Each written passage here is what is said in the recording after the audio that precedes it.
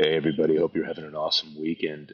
Coming to you from the garden here on a beautiful day here in Virginia. Just got back from the farmer's market, which, because I'm kind of an insufferable policy wonk, got me thinking a little bit about trade, a little bit about some things I've been thinking about a lot this week the Trump administration's trade deals, or so-called trade deals, especially with the UK, and it really got me thinking about kind of the Trump crisis cycle, right? That this sort of paradigm of taking an issue that really isn't broken, throwing it into chaos with some really shoot from the hip, poorly thought out policy ideas, and then basically creating a crisis, manufacturing a crisis, ginning up a bunch of media attention, and then coming in with kind of a frankly half-assed solution to not return the issue back to kind of stage zero, but really you know leave it in a worse shape than it was initiated with. I mean, obviously,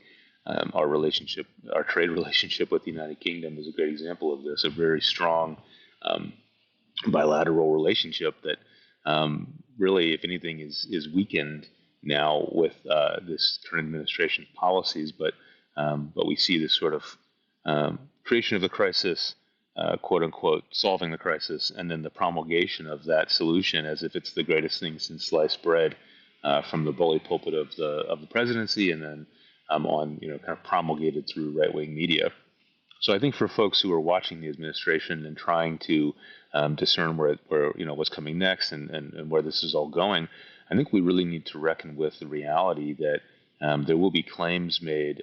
Save trade as an example, there will be claims made to the efficacy and the effectiveness of these trade deals that really needs to be examined, and we really need to kind of keep in mind that there is this Trump crisis cycle that will continue to play out regardless of how effective or even kind of how real these trade deals are. We see with the UK trade deal, for example, our counterparts in the UK are saying this isn't really a deal. What the Trump administration is claiming to be a deal is really more an entree into a long negotiation on a line by line basis.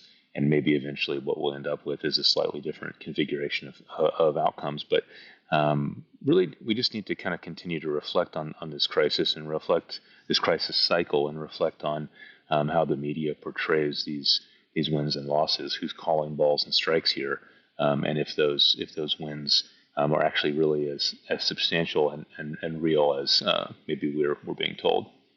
Thanks again.